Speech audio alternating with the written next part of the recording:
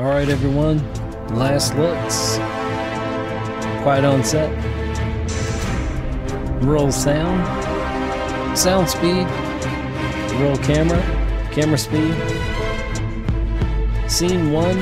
Take 1. Market. And action. Hi, I'm Ed, the host of Savannah on Film, and we explore the economic and cultural impact and values of the film industry in Savannah through conversations with people who work in the industry and related fields. You can find us here on WRUU-LP, Savannah, Georgia, 107.5 FM, WRUU.org. We are Savannah Soundings, community radio with global soul.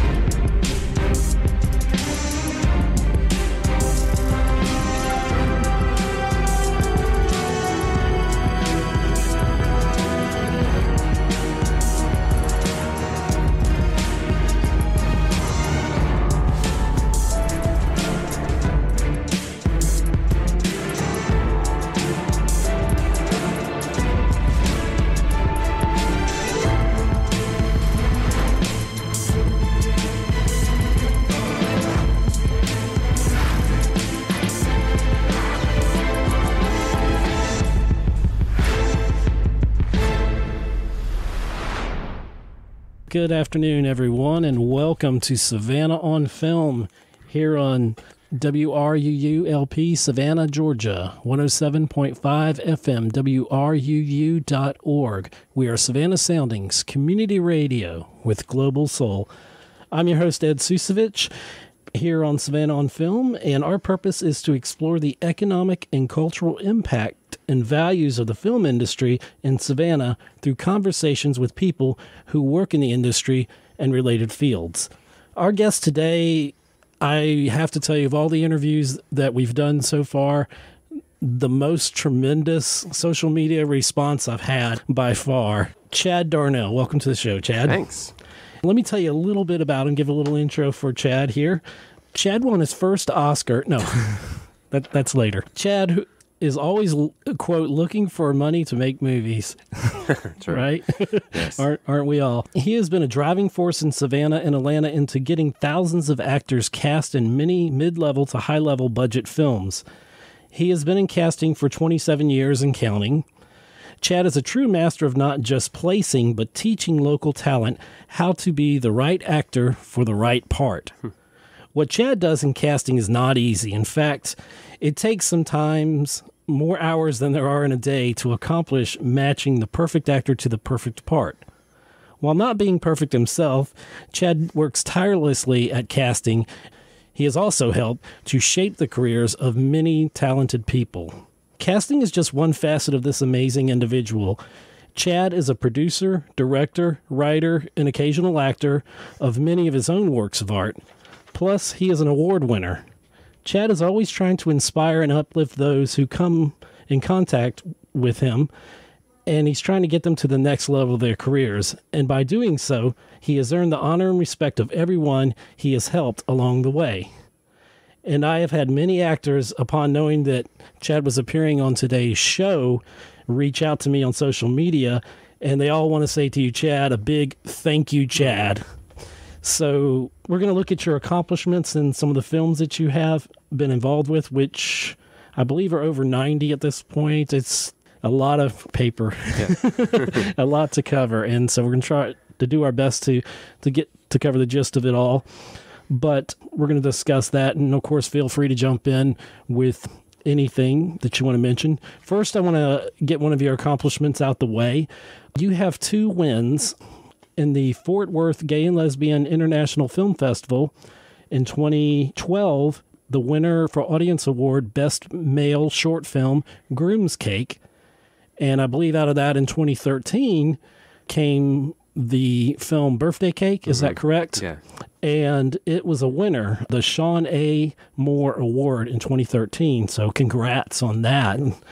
Anything you want to chat about those films? No, experience? those were, they actually, IMDb, depending on how the awards are broken down, those two films both won a lot of awards. It was because we won a lot of awards for Groom's Cake that we did the full-length feature film sequel for Birthday Cake. But okay. Yeah, I was proud of those two little films.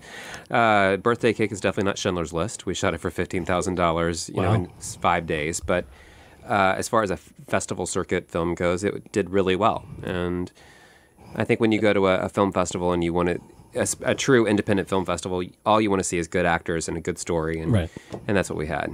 But if you go to Hulu, you might be like, what is this? What am I watching? This is so cheap. But it's a mockumentary-style movie. That's fine. Then that's what it's meant to be.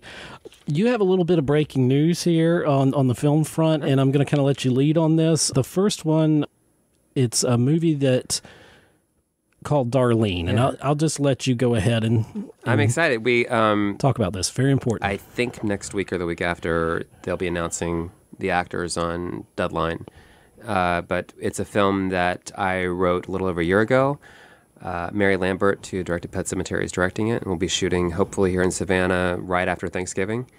And I'm excited because it makes me the first Savannah-based filmmaker to have a major studio film here, and which is like what we've been trying to do here, you know, trying to grow our own market and our own films. So I'm really excited about that. So what has that experience been like for you on that? It's grueling. been a challenge. It's how so? Whenever you're the writer and also a producer on the film, there's, like you said earlier, you're always chasing the money, and this is you know, a low budget, small budget film. It's a dark comedy, and so when you're you're always chasing the actors, chasing the money. So it's this vicious circle, as I've been doing for 10 years with another film that I'm trying to get made, Joey Stefano.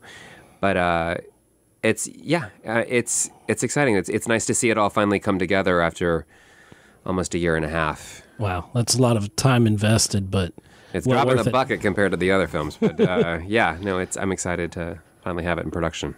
Cool. And how was it like working with Mary Lambert on this? Mary Lambert's amazing. She years ago, about 5 years ago, my friend James Ryan and I wrote a film called Hell House, and it's a film that, again, it's not Schindler's List. It's but everybody was looking for a horror film, so James was living in Chicago at the time, and so I went to Chicago for a weekend, and we sat down and wrote this movie.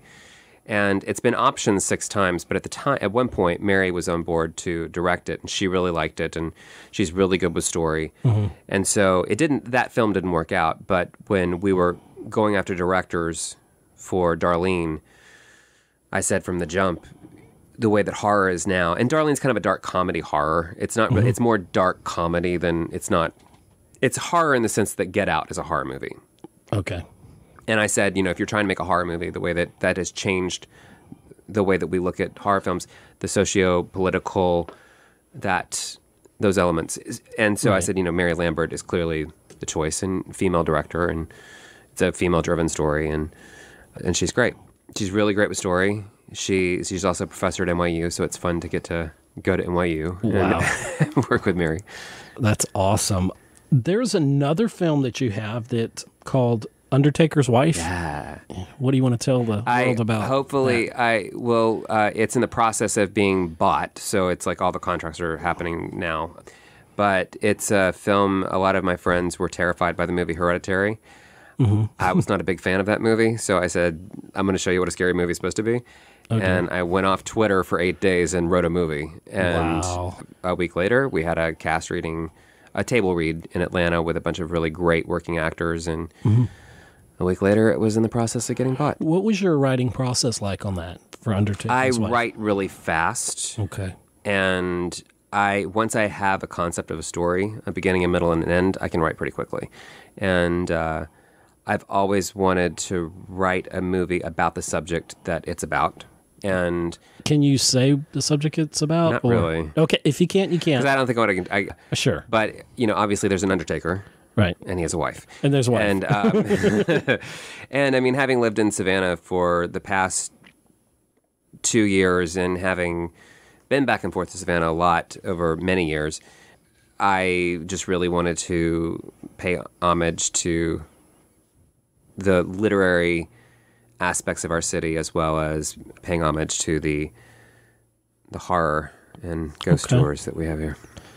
That is super awesome, dude. Gosh, I don't even know where to start. I'm just going to start with casting. One of the big things you're well known for and very good at, Emperor, which has wrapped filming, correct? Yeah. And are you allowed to? And there may be NDA, Yeah, I don't know if you can talk about, whatever you can say. Yeah, I mean, incredible process. Mark Amine, who's the director, and Cammie and Reggie, who are our two producers, they were just so excited about shooting in Savannah. They were so excited about Savannah talent. And one of the problems that I have here in Savannah with casting a film is that we're a very tiny market. We're a growing market. Mm-hmm. And so I had a film a couple of years ago that let's go back to Dear Dictator, which is really when I moved here, which was the Michael Caine movie. Mm-hmm. We had two incredible husband-wife director, Joey and Lisa, and they cast about 70% of the film from Savannah local talent. It was set in a high school. Right. We've got really great young talent here from SCAD, from around the area. So I think that was filmed at BC. Mm-hmm, mm-hmm. And Benedictine. So they were, Joey and Lisa told the producers on the next film coming into town what an incredible job I did, and we cast so much of the film here, and that's awesome. So of course those producers thought that they could cast their entire film from here, and they didn't budget for housing, mileage, and per diem to bring talent from outside, like from Atlanta. And I'm like, well, I don't have these people, and the conversation's like, well, we didn't budget for that. I'm like, well, perhaps you should have checked with the person who's casting somebody the film. Who does it for a living. Yeah, we just, again, we're a growing market, and adult men who are a coat size 40 to 42, because it's a period film, that have long beards, that can go toe-to-toe with Chloe Sevigny. There's not that many people here in town that can do that as a principal actor. And so after that experience, and again, great producers, but after that experience, I was like, all right, my go-to line for everybody coming into town was, I am not a sorcerer. I will happily show you all of the Savannah locals first. Anything beyond that, I will have to go fishing in Atlanta, which is why I live in Savannah and Atlanta. Well, I follow you on Facebook and some of the groups and stuff you're in, and I know sometimes I know your job's a struggle sometimes. Yeah. And I follow some threads there where you've had different actors saying, well, why didn't I get cast in this? And I plan to get to some of that a little bit later, but it's about putting in that hard work. I know that, and you have to study. You have to study. It's like wash, rinse, repeat, right? Just keep honing your craft. When you think about it this way, every actor who is with an agent in Atlanta, they've been heavily vetted with resumes, with classes, with credits, and the major agencies in Atlanta are constantly purging actors that just aren't booking or aren't working or aren't studying, and they have upwards of 400 to 500 actors per agency. Mm-hmm. We don't have 400 to 500 actors in Savannah, and that's just one market. Not even a quarter of that. And so I was at a party a couple of weeks ago, and somebody asked me what the difference was between the market in Savannah and Atlanta, and there was a gigantic bowl of M&Ms, and I said, that's the Atlanta market, and I took two out and I put it down on the table. I said, that's Savannah. And so when these producers come into town, they expect me to pull off magic and be able to cast an entire film or an entire TV series from the region, and that's near impossible. But we're definitely growing, and in just 2 years' time, since I've been here, we are casting at least 50 to 70, 80% of the locals from Savannah, which never happened. When I did Magic Mike here 4 or 5 years ago, I couldn't cast a single person from here. Why was that in particular? You have to... if you can say. I can. It always... When I talk about, pre 2 years ago, I always sound like this tyrant, and it's just virtue of the fact, if you're not experienced, if you haven't studied, if you haven't worked on a film set as an actor, I can't put you toe-to-toe with Channing Tatum. Right. When you come in and you audition and the first thing out of your mouth is, I'm so nervous, there's no way I'm going to move you forward in the audition process if you're nervous in front of me. Right, because imagine, you're standing in front of The Rock, or you're standing in front of Tom Cruise, Yeah. and, people that expect And 100 perfection. crew members, yeah. And 100 crew members, yeah. So, I mean, those first couple of movies that were here, I couldn't cast anyone.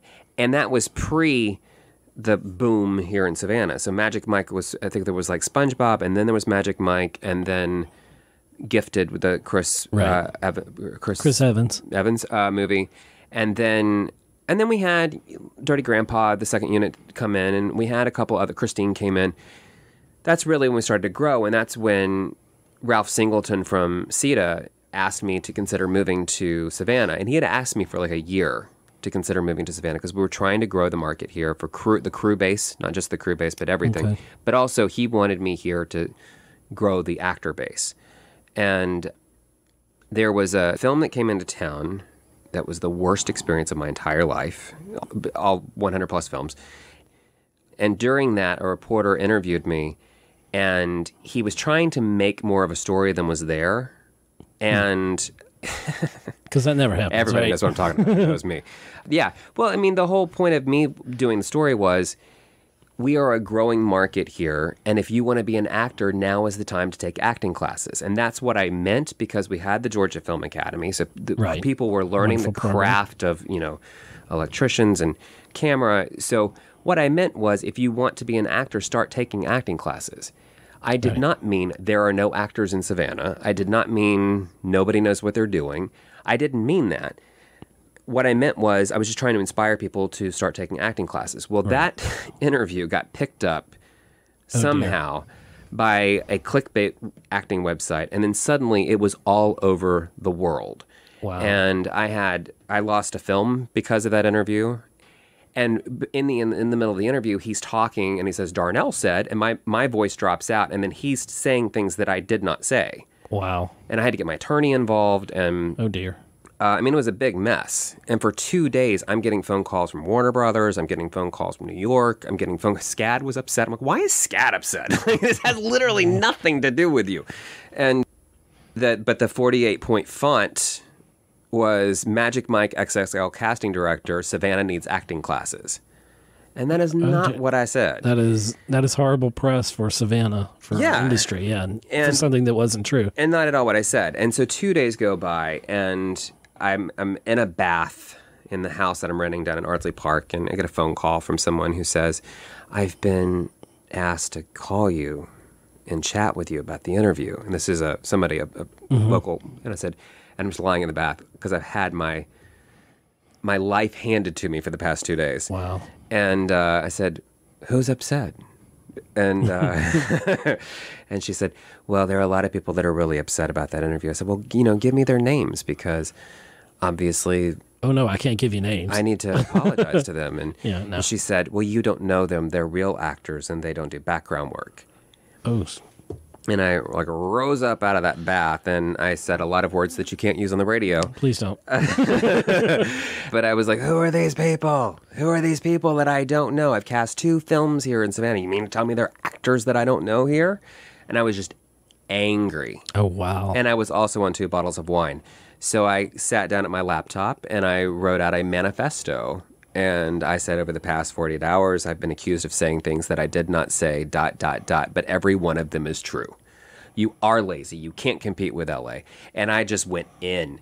And I just dear. basically, that was the frustration that I think we'd all had here, was that just because you want to be an actor does not mean you can be one if you don't do the work. You have to study. You can't start learning how to build a house the first day and then think you're going to build a mansion that day. Yeah. It takes hard work and dedication. I'm a sound mixer. I didn't just fall into it. Yeah. I've been in sound my whole life, and it's something that's been a passion. It's been something that's part of my life. Yeah. So, I can speak to that aspect. So, I get what you're saying. And it wasn't just Savannah; it was also Atlanta as well. It was like the whole. I was talking about the entire Southeast, because when I did Magic Mike, we did what's called an EcoCast, where we send out. And I hate doing EcoCast because I would rather read an actor in a room. But when you do an EcoCast, you send them an appointment, and then you send them the script pages, and then they self-tape the audition. Okay. And then they send it back to you. But when you do that, you don't know if they're actually going to look at it, if they're going to tape it. And on one particular role, we sent an EcoCast out to 200 actors, and we had less than 50 people send in their tape. Lazy. I mean, that's what I was talking about. Oh. And so I wrote this entire thing, and I was like, you can't. In Los Angeles, if you got an EcoCast, people would leave a funeral to go tape the funeral. I mean, it's like the stamina and the drive that LA actors have, they will literally run you off the road in LA for an audition, for a spot. And at the time, I definitely felt, and it has changed, it has completely changed since my manifesto, but the idea that getting onto an EcoCast, doing your work, studying, and I went to bed, and I woke up the next morning, and you never want to wake up to see a 1.5K Oh, dear. next to the shared part of a Facebook post. And I just immediately, my heart stopped for like 2 full minutes. And I was like, oh my God, I'm dead. And then I started reading the comments, and every single one of them was positive. Wow. And all of the agents in Atlanta had actually shared it as well. And they're like, this is what we've been trying to tell you. You have to study. You have to work. You have to jump. You have to. And I believe that was the beginning. And I've talked about it in classes and everyone else as well. If you were in Savannah, if you were an actor and you were around during that part, then you knew that event that happened. But it was the shift that changed in the city, and people started taking classes, and people started getting. Yeah, I've seen, and there's several professionals out there giving classes that are doing wonderful jobs. Yeah. For that, and I see a lot of people, and they're excited. And like I said, a lot of people attribute a lot of their success to you and giving them a shot. And but yeah, it all comes with anything in life comes with that hard work and determination. You can't halfway do something because you're going to get half out of that in the end result. That event was a big turning point for me too, because it was like I had some bad experiences with casting situations, and that was the moment where I had to take my stand, and I'm like, all right, you're going to take me down.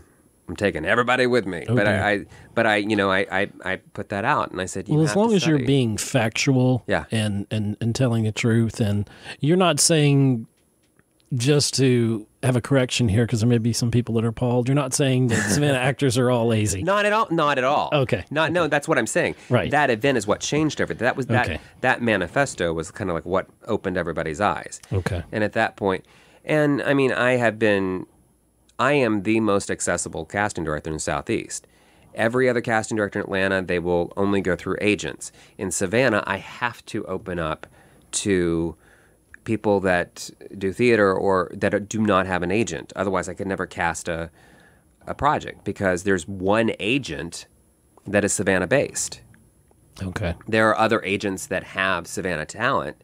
Right. But there are at least 150 actors that I work with regularly that do not have agents.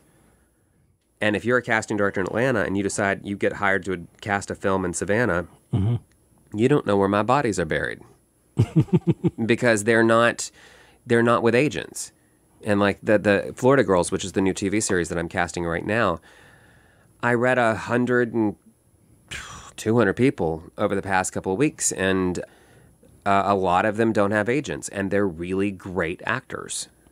Wow. But the entire market changed after that. Have you had actors that have come before you to audition, and then they didn't have it then, and then they've come back later, and you're like, wow, is this the same person? There's...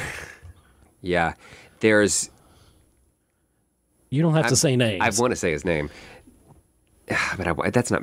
There's one actor in particular who I read him like a year ago, and I was like, oh, this guy's just not good. And, he was okay. He was okay. And then I brought him back in for another project, and he completely blew me away. And he completely blew away the producers of Emperor. Oh, wow. And he ended up getting a pretty big part in Emperor, and I just had him submit on because of his hard work and his dedication. Yeah. He's been studying nonstop, and he also does improv a lot, and he does exactly what you're supposed to do. how do you motivate those actors that think they're better than they are? Fear, yeah. Fear. Ask anybody. I'm sure you have. No, I mean, I think that's the only way you can motivate them is fear. I mean, I'm the nicest guy you'll ever meet, and probably the worst. But you're wasting my time if you come into my room and you have not studied your lines, you don't have your part down, or you haven't studied. And when I did Emperor, I did that as kind of a test the waters thing, where I read everybody who was remotely appropriate for a role. Right. And 60% of them that I brought in were not appropriate. They can't act. Wow. And it's not on me. If you can't act, I can't turn you into an act. It's not my job. Exactly. And so I did, I was like, after the audition, like after they, messed up their lines or messed up the role, whatever it was, I, flipped over their headshot and I said, so have you been taking classes? Oh, no, I need to get into that. Have you been studying? What had happened was I was going to take classes, but... Yeah, there was a lot of that. Yeah. And so every single one of those people was like, you're wasting my time. What would you say is one of the most important elements in casting? Flexibility. Flexibility. Yeah, that's that, especially my job, it's you have to constantly be flexible because we have a movie right now that's supposed to be landing, and I've been casting it since May, and they don't have the money, or they're pushing the dates, or whatever it is. So it's that, but it's also you could be casting 10 projects at once. Okay. So the logistical job would be flexibility. I got to ask you this question: what in particular makes you qualified to be a casting director in your mind? What is like some of the strengths you think that you have that makes your casting as a casting director unique? I should say. I know the market. Okay. I get out to see a lot of theater. I'm constantly trying to find actors here's the deal. I don't want to be a casting director. Oh. I mean, it pays my bills, but I think everybody knows that. Okay. I am really good at what I do, and I can do it with my eyes closed and both hands tied behind my back because I've been doing it for so long. For 27 years. But I feel like casting has been, it's like going to college every single day because I learn so much from everybody else that I work with. So I don't think that's why that's what I love about casting is that I get to work, like when I was doing Alias, I got to work with J.J. Abrams. I got to learn from... Was there lens flare everywhere? I just have to know. There was not. Because that drives me crazy. There was a lot of red balls and the number 47 everywhere. But, okay. But, that's what I love. I love getting to work with really cool Ava DuVernay on Selma. Like when you get to learn and study and kind of watch... Selma was a powerful movie. Yeah. Obviously. It was a challenge. But, I mean, that's what I like. I mean, I'm really excited that now... At 46, I'm starting to finally get to do what I want to do. I'm excited that I have Undertaker's wife and Darlene and these other things that are starting to happen, and then I'm starting to get to move into the writing and producing aspects and the acting, getting back into acting. But I feel like my purpose in the past 3 years, I feel like my purpose was to come to Savannah, help grow the market here, which I've done. Right. And help open up the door and help a whole bunch of actors get through the door that normally wouldn't get an opportunity to.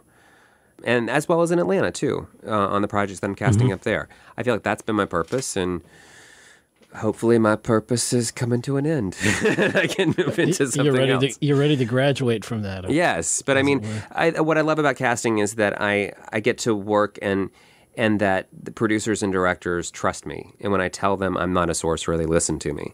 And when I tell them I don't have this in Savannah, I will have to cast a set of Atlanta, they listen to me. Or if I say I have this in Savannah and you need to believe me and this is the right actor for the role, they do. I haven't worked with anyone in the past number of years that hasn't trusted me. And you have to have trust in a relationship with your casting director. That makes good sense.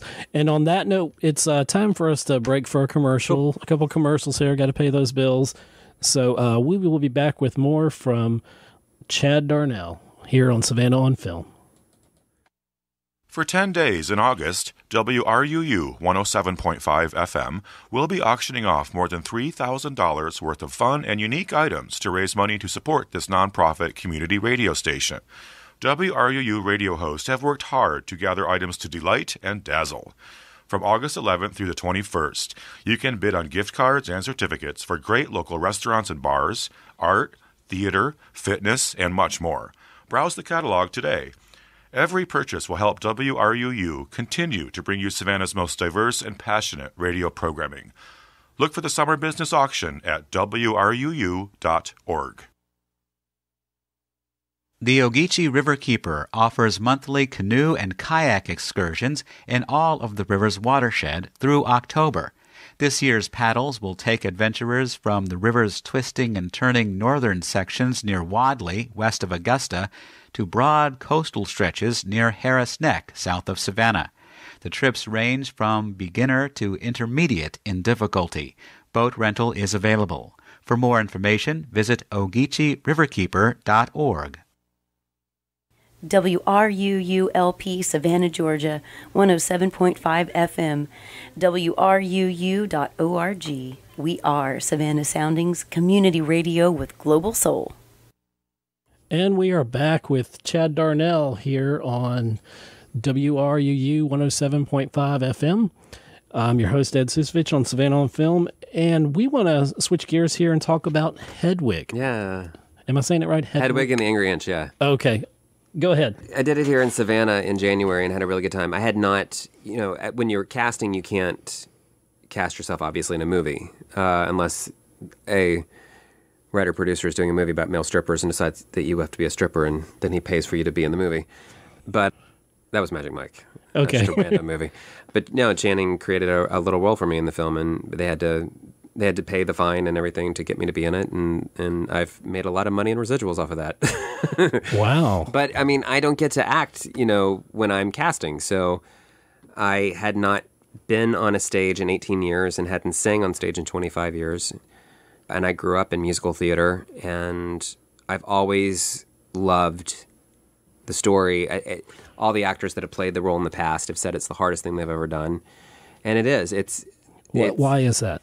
The character's so complex because she's a mix of, it's hard to explain. It's a very, very complicated show, musically, physically, and it's just two actors in a band, and you never leave the stage. And wow, so it's intense. No intermission. No. And I lost 25 pounds to get into shape for the role last time, and now I've just started back on the Hedwig diet again. So fortunately, I don't have to lose a lot of weight this time. Is that like the Henry Cavill diet? Because that is like intense, the workout. No, he gains weight. He gains weight, that's true. I stop eating. And but also it's working out a lot, and then also vocally having to work out a lot. And I've got a really great vocal coach in Atlanta, Deborah Bowman, and I'm excited. I had a director, and then he had to drop out to do a show in China, but now he's back, Bubba Carr, and Bubba Carr, he's a choreographer. He choreographed a lot of Cher's tours back in the 90s, and he choreographs a lot of big movies in Atlanta, and I'm so excited to have him because he totally gets the world, and I'm just excited to kind of take the character further because there were some things that we did in Savannah I would like to have taken it further, and I'm really excited about getting to do it in Atlanta. And plus, when I grew up in Atlanta, so I was on the board of the Atlanta Coalition of Theaters in the 90s, so it's fun to like be going home again and be the first time I'm on stage in 18 years in Atlanta. Is that right now bringing you your greatest passion? Completely. Okay. Yes. There you go. Okay. You were asking about the casting thing. I was like, that's Hedwig is absolutely my passion. Okay. And the writing, yeah. Yeah, because I believe that you have to find your passion in life, and if you don't, then you're just kind of meandering around, and sometimes that happens. That's growing pains. I'm 48, and sometimes I'm still like, what in the world am I doing? Yeah. But you get a few ideas, and sometimes you have to course correct, and sometimes you have to know when you're heading towards a cliff that or a dead end, and you're like, okay, I've taken this as far as it can go. I'm into another season of my life, another artistic season of my life where I'm heading a different direction. So Hedwig sounds very interesting. Will that ever be turned into a movie? Or? Well, it was. John Cameron Mitchell Okay. did it as a movie in the early 2000s, and then it's meant to be done in a space like Club One here in Savannah. Okay. And that's why it was such a great experience, because it's supposed to be in like a bar, and though in the Atlanta version no one will be drinking like the drunks that we had at Club One. Oh, dear. It's a very loud, rowdy audience, but very loud, rowdy audience. But Savannah likes to party. yeah, it's they ask you what you want to drink, and so. But we're doing it at the Pinch and Ouch in Atlanta in November, and it's a really cool space, and I'm excited. So we're talking about actors. What actors inspire you? And this can include stage, screen, whatever. I get really inspired by the theater actors in Atlanta. I love seeing what they create. Rob Mello, who's a really great acting teacher in Atlanta, he has a really cool space for actors to kind of go in. He doesn't charge a lot of money to rent the space at the studio, and they put on great original work. They do scripted work, and I get really inspired by the actors in Atlanta because they watch the market grow from, like, when I left in the 90s, it was a very small pool. Like when we were casting in the 90s, we did The Gift that shot here in Savannah, and we had to cast out of Atlanta. When we did Remember the Titans in Atlanta in the late 90s, early 2000. We've gone from that little pool to this explosive pool where now actors from LA are moving to Atlanta to compete. I'm inspired, obviously, by the actors here in Savannah because they are the ones that are doing the work, that are in scene study class, that are making their 48-hour films, that are making independent films, that are doing SCAD films.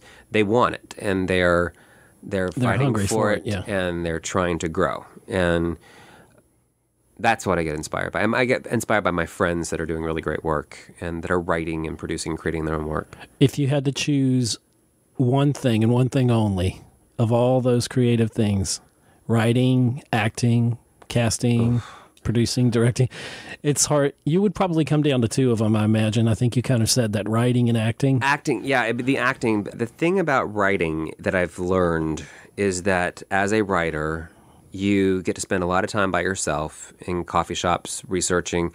I read a really great script years ago that'll never see the light of day about Don't Ask, Don't Tell, because 2 days after our really incredible cast table read, President Obama repealed Don't Ask, Don't Tell, and The Hollywood Reporter literally called it the deadest script in Hollywood. And Joey Stefano, my baby that I've had for 10 years now, still trying to get that made.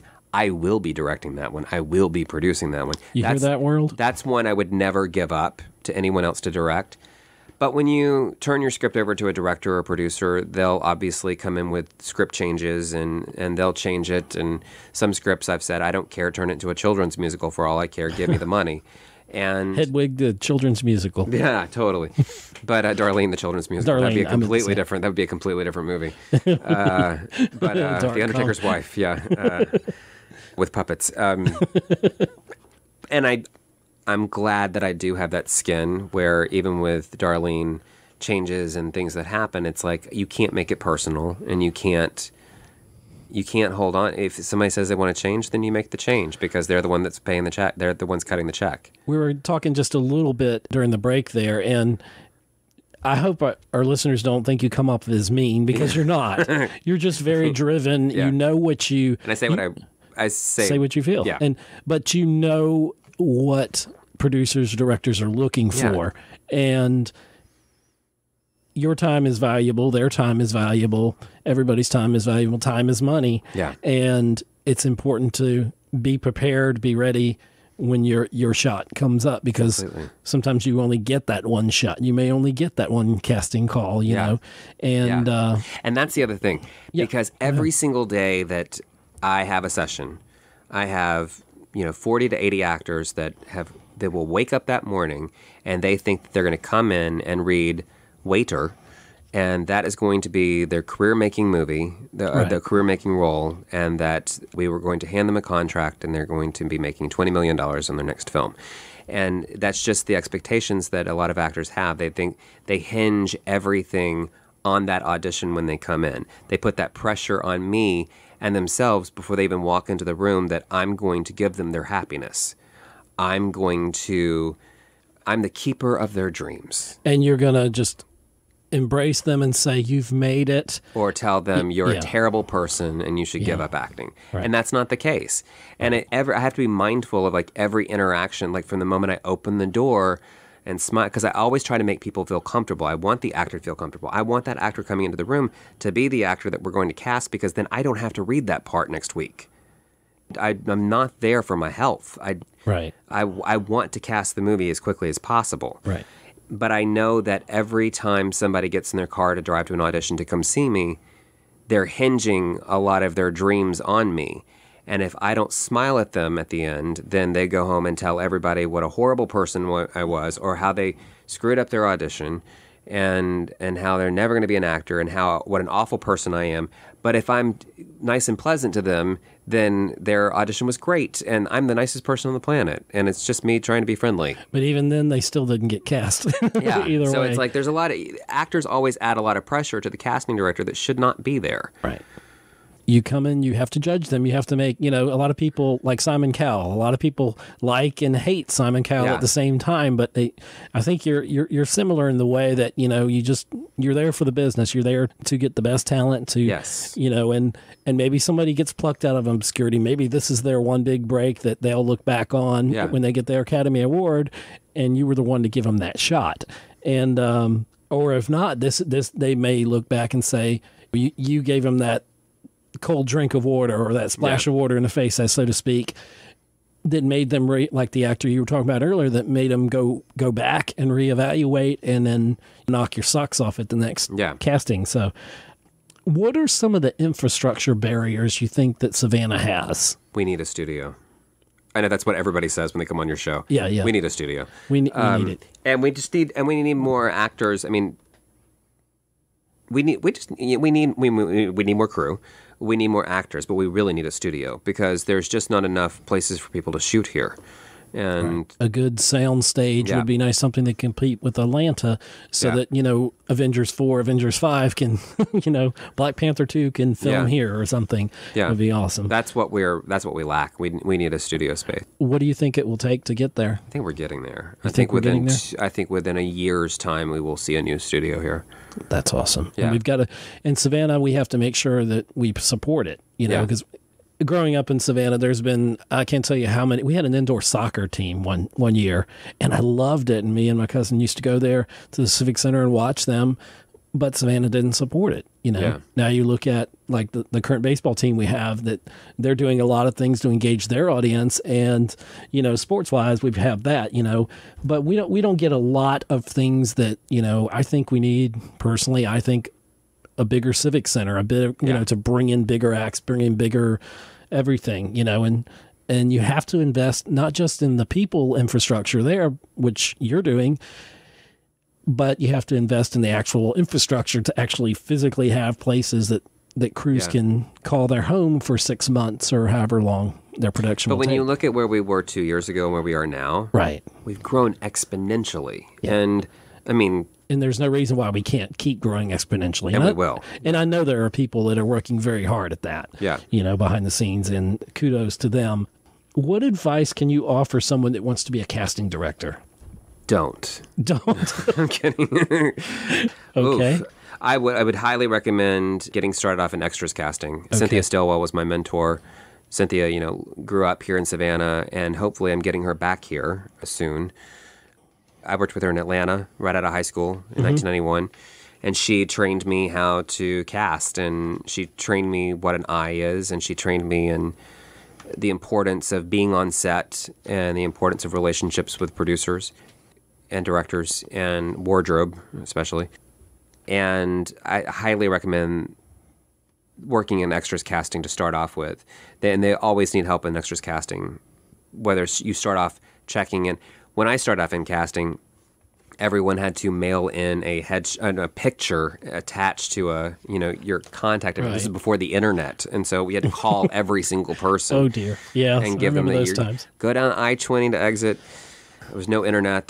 So we had to literally call every single detail, and I don't think extras casting doesn't get nearly enough appreciation than it should, because it's always the lowest man on the totem pole. We always get paid the least amount of money, and we're expected to paint the entire backdrop tapestry of the film.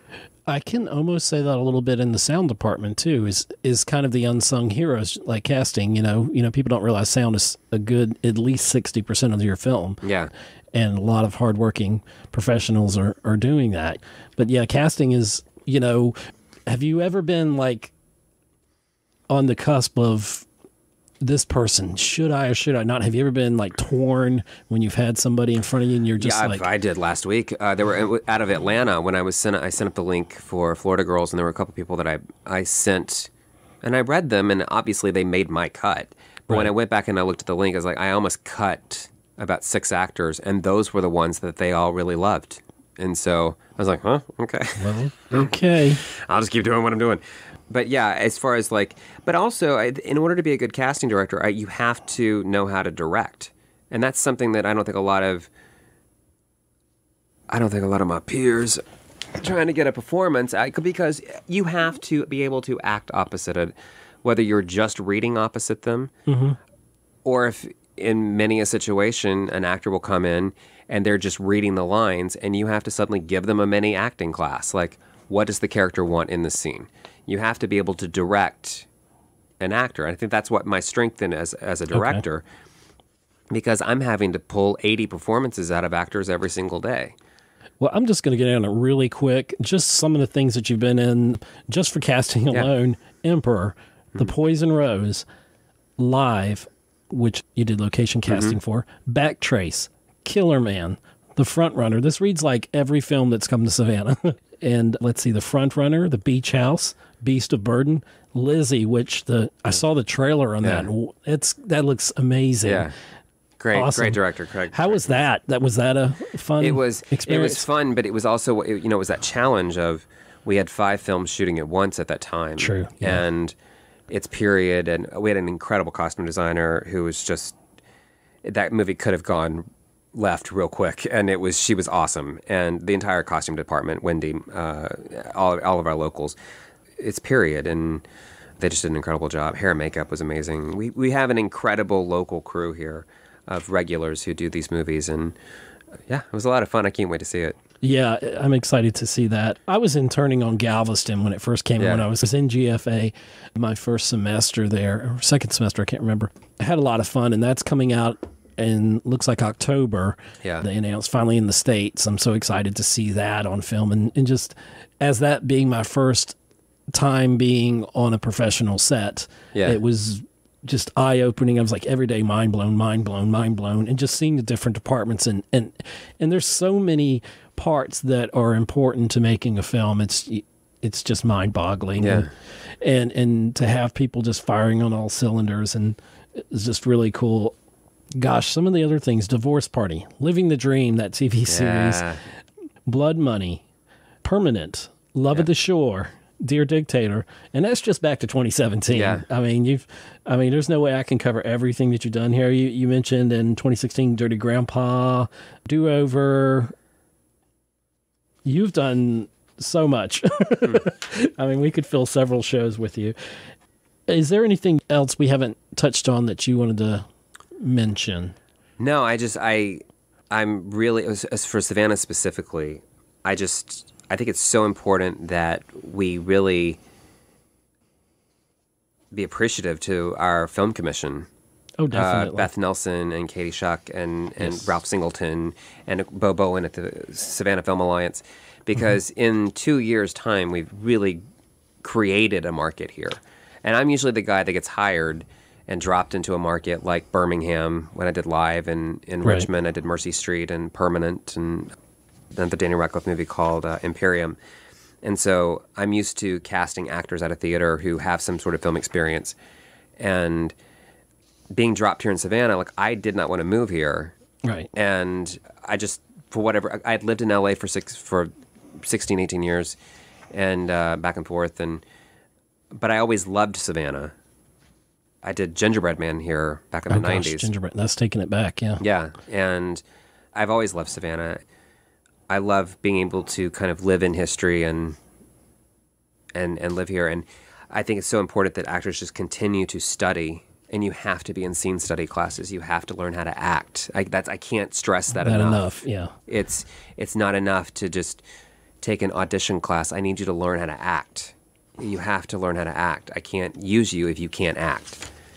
And doing the 48-hour film competitions, doing the SCAD films, that's all great experience, and it's stuff for your reel, and it's so important that you keep studying. Pick up an iPhone and shoot a movie with your phone. Your iPhone is a camera. And True. It's just so important that if you want to be an actor, do it. You're in a market where we need you. Can't say that in Atlanta. Could you imagine being in Atlanta and being like, if you want to act, just take classes and shoot a film? No. In Atlanta, They're like, no. there are plenty of options in Atlanta. Right. But in Savannah, we need actors and we need crew. We definitely need crew. Well, I wanted to finish up here just mentioning some of your writing credits here. Of course, we talked about Darlene. We talked about Joey Stefano, both in pre-production. Moving Day? Oh, that was a little short film that I did with my friend Shonda that we did on the short circuit. It was a fun little... Okay. And we talked about Birthday Cake. Habeas Corpus? That was a 48-hour film that we actually did really well with that one on the international level. What did you... The International Guerrilla Film Competition, I think that's what it Oh, was. wow. We got nominated for Best Genre, I think. But no, Best... I think we won for score, but we drew courtroom drama, and we had to shoot on a Saturday. I said, well, how are we going to do a courtroom drama with no courtroom? So we shot the entire thing in an elevator for a courtroom. And... Okay. So that turned out well. yeah. We talked about Groom's Cake. Then in 2011, you had Away. Film that I wish... The funny thing about Away is it was a film that I did with my friend Ryan, and we had another crew member involved, who shall remain nameless, and never finished editing the film. And it was just really frustrating. And we've all been on those projects where it's like we give it our all, and the film never sees the light of day. And I was, at that point, I was ready, and this was 10 years ago, I was ready. What year does that say? It's 2011. So 7 years ago? That's not true. It was... Can't believe everything you hear in the media. Exactly. No, it could have been. No, it can't have been. Well, maybe it was. But that frustration, my friend Adam, we were out to dinner, and I said, I'm just going to move back to Atlanta, and I'll just do extras casting in Atlanta, because Atlanta just started to boom. And maybe it was 2011. And he goes, well, I think you should direct. And I was like, I have no ambition to direct. And I said, the only story I've ever wanted to do was about Joey Stefano. Wow. And why does that interest you so much? Because when I was working at Central Casting, I felt like I met a lot of Joey Stefanos. Okay. And Joey Stefano was someone who came to Hollywood, wanted to be a big star, and got wrapped up in addiction. And... And that whole story with Joey Stefano is just really fascinating. Okay. I found number 4 on the call sheet that ended up going to my church, and I had no idea. And there was some of them hadn't spoken to each other. Because it's based on a true story. A lot of the people hadn't spoken to each other in years, and in the research, things came out, and they started reconnecting again. So now they're all talking again, and it's just an incredible story. And I can't wait to. Please give me $1 million. I just can't wait to get if this you're movie listening, made. and this is going out worldwide, so yes. Oh gosh, I want to keep talking. There's another one called The Revivals. Just a 48 hour. Oh, just 48. Okay, well, but also, so the other good news that I have is that Sean Hayes and Todd Milliner, who have Hazy Mills, wow, they're taking my pilot back out again. So that we wrote, we developed 10 years ago. Can you say what the pilot is? I can't. Okay, if you can't, you can't. But that's impressive. Yeah, no, we took it out 10 years ago, and now it's going back out again. So, so you never know. You never know. And that was literally the email. It was like, see, a project is never dead. Speaking of email, early on when my show was going on and all that, and starting up, you sent me a very, very nice email, and I want to personally say thank you. I really appreciate that. I think you said something to the effect that you enjoy the show. So, and here you are, and I was like, I told you, I was like, you were on my list, and I've still got a long list, and I've got some exciting guests coming in the future also, and it's been a joy for me so far. And I want to thank you, Chad, for taking time out, traveling down here, and spending the time. I know you got to hit the road after this. So thank you for your knowledge. Thank you for your straightforwardness, and thank you for joining me today on Savannah on Film. And I want to let as I always do, our listeners know that Savannah on Film wants to feature film professionals at different levels. in the industry. So if you're listening and you're in the industry, I'd love to talk to you too. Our email is savannahonfilm@gmail.com. We are on Facebook as Savannah on Film. You can go there, like that page if you choose. We're also on Twitter, and you'll end up hearing the episodes, all the ones here that we record on. They show up in YouTube. It takes me a lot of time and effort, but I work really hard to try to make those nice for all of you out there. And you've been listening to Savannah on Film with your host, Ed Susevich, on WRUU 107.5 FM LP, Savannah Soundings. We are community radio with global soul. You have been listening to another episode of Savannah on Film, where we give a voice to the Savannah film community. Please like our Facebook page, subscribe to our YouTube channel, and follow us on Twitter. This program was originally broadcast on 107.5 FM in Savannah, Georgia, and worldwide on www.wruu.org. Join us next time for more intriguing insights into the vibrant Savannah film community here at Savannah on Film.